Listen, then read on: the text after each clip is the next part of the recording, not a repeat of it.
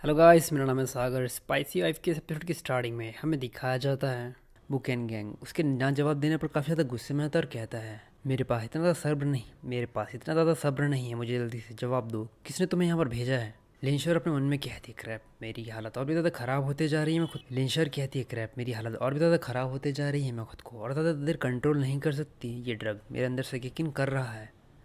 तभी वो मुस्कुराती है और कहती है, ठीक है, मेरे पास एक रास्ता तो है ही, और मुझे लगता है कि ये टाइम भी बिल्कुल सही है इन सारी चीज़ों के लिए। और ये कहते हैं, उसकी टाई पकड़ लेती है और कहती है, मेरे अंदर आग है और तुम्हारे अंदर ठंडक, तो लगता है कि हमें इन सारी चीज़ों को एक्सचेंज करना होगा और दोनों के अंदर के टेम्परेचर को बराबर करना होगा। और वो इन सारी चीज़ों को कर भी रही होती है काफ़ी ज़्यादा मज़े से।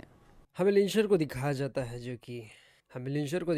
है जो कि उसकी तरफ देख रही होती है। बुकिंग गैंग भी उसकी तरफ देख रहा होता है और कहता है, आखिर इस औरत के साथ दिक्कत क्या है। लेकिन जब मैं उसके पास होता हूँ तो आखिर मुझे ऐसा महसूस क्यों होता है कि धीरे धीरे मेरा कोल्ड टॉक्सिन, और ये कहते हुए किस करते हुए आगे बढ़ता है, मतलब किस करने के लिए, और कहता है धीरे धीरे वो कोल्ड टॉक्सिन जा रहा है। और ये कहते हुए शिद्दत से अपने काम पर भिड़ जाते हैं, बहुत ज़्यादा शिद्दत से, बहुत ही ज़्यादा शिद्दत से। इसके बाद हमें कुछ देर बाद का समय दिखाया जाता है। लेश्वर एक लंबी सांस लेती और कहती, फाइनली वो सो ही गया। वो उसकी तरफ देखती और कहती है, कोल्ड टॉक्सिन का जो ये दर्द होता है उसके होस्ट को, वो बहुत ज़्यादा होता है। वो कुछ ऐसा होता है कि हज़ारों तीर तुम्हारे ऊपर चलाए जा रहे हैं, लेकिन उसने अभी तक इन सारी चीज़ों को मैनेज करके रखा था, यहाँ तक कि उसने मुझे अपनी कार के अंदर भी खींचा और इतने लंबे समय तक किस भी कर रखा। आखिर इस बंदे के अंदर किस प्रकार की विल पावर है जो कि उसने इतने सारे दर्द को अपने अंदर तक झेल कर रखा है।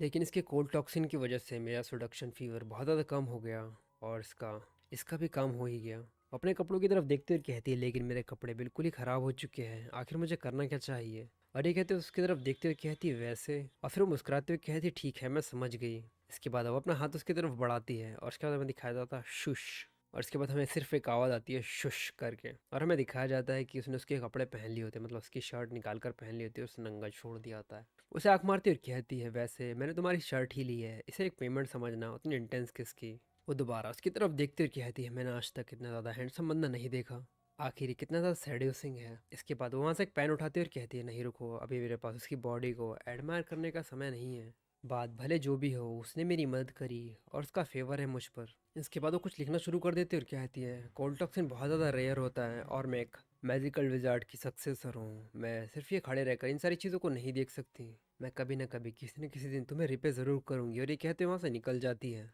और उसे फेयरवेल कर देती है। और उसके बाद हमें दिखाया जाता है बुक इन गैंग को, जिसके चेहरे पर उसने अपना नाम लिख रखा होता है। इसके बाद हमें दिखाया जाता है कि वो धीरे धीरे आगे बढ़ रही होती है जंगल की तरफ, और हमें दिखाया जाता है कि उसकी हालत बिल्कुल भी ठीक नहीं होती। वो अपने मन में कहती है, इस होस्ट की बॉडी बहुत ज़्यादा कमज़ोर है, यहाँ तक कि ये खड़ी भी नहीं हो पा रही है, मैं अकेली यहाँ पर खड़ी नहीं हो पा रही हूँ, तो आखिर मैं उन सारी चीज़ों का बदला कैसे ले पाऊंगी। मुझे लगता है कि मैं कभी ना कभी, अभी नहीं तो कुछ देर के बाद, हाइड्रेशन से ही मर जाऊंगी, डिहाइड्रेशन से। और ये कहते हुए एक पेड़ के पास बैठ जाती है और कहती है, मुझे लगता है कि मुझे उस कार को पहले ही ले लेना चाहिए था, वैसे भी तो वो सोया ही था, बस मुझे उस कार से उसे उतारना था, रोड के साइड में फेंकना था और मेरी वो कार हो जाती थी। वैसे भी ये चीज़ ज़्यादा बेहतर होती, यहाँ पर मैं डिहाइड्रेशन से मर रही हूँ इस जंगल के अंदर, जहाँ पर दूर दूर तक किसी भी चीज़ का निशान नहीं है, ये बेहतर होता कि मैं उसकी कार ही चोर लेती। तभी हमें दिखाया जाता है कि वहाँ पर एक हल्की सी आवाज़ आती है और एक पेंडेंट जैसी चीज़ को दिखाया जाता है। वो उसकी तरफ देखती और कहती, हाँ। तभी उसकी नज़र उसकी तरफ जाती और कहती, ये तो, वो उसे अपने हाथ में उठा लेती और कहती है, ये तो एक मैजिकल जेड है, ये तो वही मैजिकल जेड है जिसके बारे में अपनी प्रीवियस ज़िंदगी में स्टडीज़ कर रही थी, आखिर ये मेरे साथ यहाँ पर कैसे आ सकता है। तभी वो अचानक से ही वो जेड चमकना शुरू हो जाता है और उसकी चमक धीरे धीरे बढ़ते ही जाती है, जिससे वो अपनी आंखें बंद कर लेती है। जब दोबारा वो अपनी आंखें खोलती है, वो काफ़ी ज़्यादा हैरान हो जाती है। वो सामने की तरफ देखती है तो उसे एक बड़ी सी घड़ी दिखती है, जो कि नॉर्मल घड़ी से काफ़ी ज़्यादा अलग होती है। और हमें उस वर्ल्ड को भी दिखाया जाता है जो कि हमारे नॉर्मल वर्ल्ड से काफ़ी ज़्यादा अलग होता है। उसकी तरफ देखते हुए कहती है, वाह, ये तो, वो काफ़ी ज़्यादा खुश रहती है, उसकी आंखें चमकने लगती है और कहती है, मुझे लगता है कि भगवान मेरे पर बहुत ज़्यादा रहम कर रहा है, मुझे लगता है कि मेरी गोल्डन फिंगर है ज़िंदगी में। वो सामने की तरफ देखते हुए कहती है, मैं एक रिलम के अंदर हूँ, वो ये डिवाइस बहुत ज़्यादा ज़बरदस्त है, इस, मुझे लगता है कि IMBA डिवाइस है। तभी वो सामने की तरफ देखती है और कहती है, यहाँ पर कुछ तो चमक रहा है। और ये कहते हुए नीचे से एक पत्थर उठाती है और सामने की तरफ मार देती है। और इसके बाद हमें दिखाया जाता है कि वो किस चीज़ को मार रही होती है।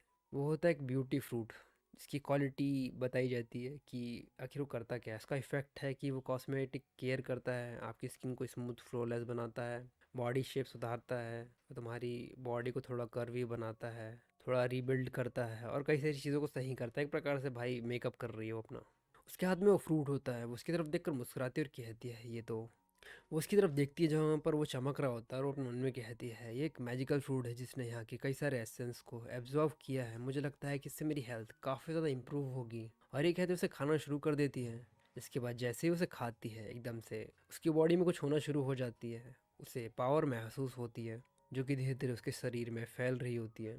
इसके बाद वो कुछ चीखें और आवाज़ें निकालना शुरू कर देती है और काफ़ी ज़्यादा खुश होती है उस चीज़ से, जैसे कि अपन किसी चीज़ को खाते हैं ना तो कितना खुश हो जाते हैं उसी तरीके से। वो अपने हाथों की तरफ देखते हुए कहती है इसने बिल्कुल मेरी वो अपने हाथों की तरफ देखते हुए कहती है इसने मेरी शरीर को बिल्कुल पूरी तरीके से हील कर दिया है। ये तो मेरी पहले से भी ज़्यादा खूबसूरत, मेरे हाथ तो पहले से भी ज़्यादा बेहतर दिख रहे हैं। तभी मैं बता तभी बैकग्राउंड से किसी प्रकार की डीप वॉइस आती है और वो कहता हाँ बहुत बढ़िया, ये एक बाइट तुम्हारी ज़िंदगी को काफ़ी ज़्यादा बेहतर कर सकती है, तुम्हें हेल्दी और स्ट्रांग बना सकती है और तुम्हारी स्किन को काफ़ी ज़्यादा ग्लोई कर सकती है एक गॉडेस की तरह।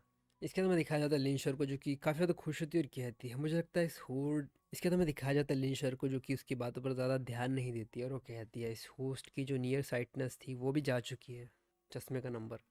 अब मैं चीज़ों को काफ़ी ज़्यादा क्लियरली देख सकती हूँ एक डिस्टेंस तक, यहाँ तक कि मुझे यहाँ की तितलियों की फड़फड़ाने की आवाज़ भी आ रही है। तभी दोबारा वो जो नरेटर होता है अपनी बैकग्राउंड वॉइस में काफ़ी डीप वॉइस में कहता है बहुत खूबसूरत, इस दुनिया को शाम कर लो और हर अमीर आदमी के दिल को जीत लो और इस दुनिया की क्वीन बन जाओ। लेकिन तभी लिंशर उसे एक पंच मारते हुए कहती है आखिर तुम हो कौन जो मेरे सीन्स को चुराने की कोशिश कर रही हो। दोबारा वो बैकग्राउंड नरेटर अपनी डीप वॉइस में कहता है मैं यहाँ का ऑफिशियल बैकग्राउंड नरेटर हूँ।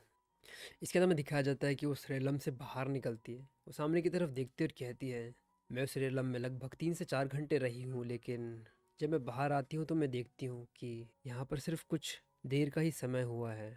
मुझे लगता है कि इन दोनों जगह में समय बिल्कुल अलग तरीके से चलता है। वो उस जेट की तरफ देखती और कहती है मुझे लगता है कि मैं अपनी पावर्स को काफ़ी जल्दी रीगेन कर सकती हूँ इस रेलम की हेल्प से। और ये कहते हैं दिखाया जाता है उसके हाथ में उस जेट पेंडेंट को और कहती अब और ये कहते हुए मुस्कुराना शुरू कर देती है और कहती है अब ये समय आ चुका है बदला लेने का। इसके बाद हमें बिल्कुल एक नई जगह को दिखाया जाता है, एक पेंट हाउस को, जहाँ पर हमें दिखाया जाता है हमारे मेल लीड बू गैंग को जो कि शांति से बैठा हुआ होता है। तभी कोई दरवाज़ा खोलता है और कहता है बॉस। जैसे ही वो दरवाज़ा खोलता है उसके पास आता है और वो कहता है बॉस आखिर आपको महसूस कैसा हो रहा है, क्या आपको कहीं दर्द हो रहा है। वो उसे अपने आप से दूर करता है और कहता है मुझसे दूर हटो। लेकिन वो एक कुत्ते की तरह बस उसके पास आने की कोशिश कर रहा होता है। वो रोना शुरू कर देता है और कहता है ये कोल्ड टॉक्सिन लगभग हर महीने आपके पास आ ही जाता है, लेकिन इस बार चीज़ें अलग थी, ये लगभग 1 महीने में 2 बार आ चुका है, आधा महीना भी नहीं हुआ दोबारा आपको वो पैनिक अटैक आ गया। यहाँ तक कि इस बार उसका कोई सिग्नल भी नहीं था। ये कहते हुए रोना शुरू कर देता है। तभी वो धीमी आवाज़ में कहता है डॉक्टर वुयांग प्लीज़ यहाँ पर आकर बॉस को एक बार देखिए। इसके बाद में उस डॉक्टर को दिखाया जाता है जो कि धीरे धीरे आगे बढ़ता है और कहता है इसमें कोई बड़ी बात नहीं है। और कहता है वैसे जिस चीज़ के लिए वो सफ़र कर रहा है वो बस कुछ ऐसा है जैसे कि कोई अपनी मौत की भीख मांग रहा हो धीरे धीरे कि बस मुझे मार दो। लेकिन क्या तुम्हें नहीं लगता कि तुम्हारे पास ये जो बॉस कोल्ड वाइब्स है वो तुम्हें मैच नहीं करती इस वक्त जिस वक्त तुम बीमार हो। लेकिन बुकिंग गैंग उसकी बातों को कोई भी जवाब नहीं देता, जिस चीज़ से उसे काफ़ी ज़्यादा गुस्सा आता है। तो ये एपिसोड यहीं तक। अगर आपको एपिसोड पसंद आए तो लाइक कमेंट शेयर सब्सक्राइब ज़रूर से कर देना।